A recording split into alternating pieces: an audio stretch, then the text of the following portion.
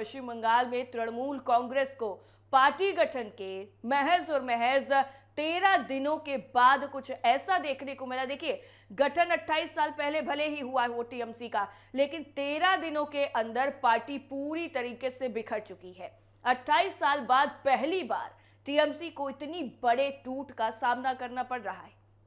TMC के 80 में 58 बागी विधायकों ने ममता बनर्जी की जगह ऋतुव्रत बनर्जी को विधायक दल का नेता चुन लिया है, जो अपने आप में ममता बनर्जी के अब अस्तित्व पर ही प्रश्न चिन्ह लगाता हुआ नजर आ रहा है। स्पीकर ने इस दावे को मंजूरी भी दे दी है। बगावत का पूरा खेल आपको बता दें कि 22 मई को दिल्ली के बंग भवन में टीएमसी विधायक ऋतुव्रत बनर्जी और मुख्यमंत्री शुभेंदु अधिकारी की मुलाकात से शुरू हुआ था। इस एक मुलाकात ने सिर्फ 13 दिनों में पार्टी को 2 हिस्सों में बांट दिया। टीएमसी के भीतर जारी राजनीतिक संकट के बीच में ममता बनर्जी के करीबी माने जाने वाले कई नेता सीएम शुभेंदु अधिकारी की प्रशासनिक समीक्षा बैठक में शामिल हुए। इनमें कोलकाता के मेयर फरहाद हकीम, कुणाल घोष, नैना बंदोपाध्याय और अशोक देव शामिल थे। इस घटनाक्रम ने पार्टी के भीतर चल रही खींचतान को और ज्यादा उजागर कर दिया है।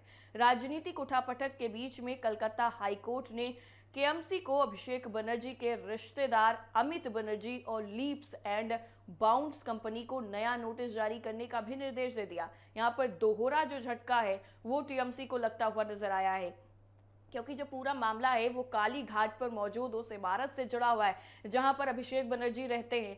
कोर्ट ने केएमसी को 1 हफ्ते में विस्तृत नोटिस भेजने और याचिकाकर्ताओं को 3 हफ्ते में जवाब देने का भी आदेश दिया है। आपको बता दें कि अमित बनर्जी और लीप्स एंड बाउंड्स ने हाईकोर्ट में कहा था कि पहले जारी किए गए नोटिस अधूरे हैं और इनमें स्पष्ट जानकारी नहीं दी गई है। तृणमूल के 80 विधायकों में से 58 का गुट अलग है। इस हिसाब से ममता बनर्जी के पास सिर्फ और सिर्फ 22 विधायक बचे हैं।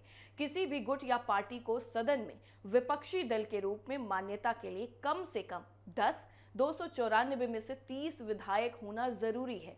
और अभी की स्थिति में तकनीकी तौर पर ममता गुट को विपक्ष का दर्जा नहीं मिलेगा। उनका गुट विपक्ष की बेंचों पर तो बैठेगा, लेकिन विशेषाधिकार कम रहेंगे।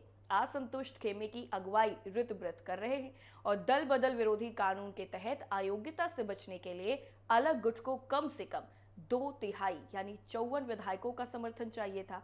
असंतुष्टों के पास 58 है, इसलिए इनके खिलाफ दल बदल विरोधी कानून लागू नहीं होगा। इन गुट में मालदा मुर्शिदाबाद के 17 मुस्लिम विधायक शामिल हैं। जिस तरह से पश्चिम बंगाल में ये राजनीतिक उथल पुथल मची है, ऐसे में ममता बनर्जी के सामने अब पार्टी को बचाने की ही जो बड़ी चुनौती है वो सीधे तौर पर नजर आ रही है। देखिए, 28 साल पहले बनी टीएमसी आज इस कगार पर पहुंच गई है कि उसके पास महज और महज 22 विधायकों का समर्थन है। ऐसे में अब ममता बनर्जी के सामने बहुत बड़ी चुनौती है, क्योंकि एक तरफ उन्हें खुद को मुख्य विपक्षी पार्टी भी बनाना है, दूसरी तरफ खुद की पार्टी बचानी है और तीसरी तरफ अपनी साख को भी बचाना है। ममता बनर्जी किस तरह से इस सिचुएशन को हैंडल करेंगी, इस पर पूरे देश की निगाहें टिकी हुई हैं।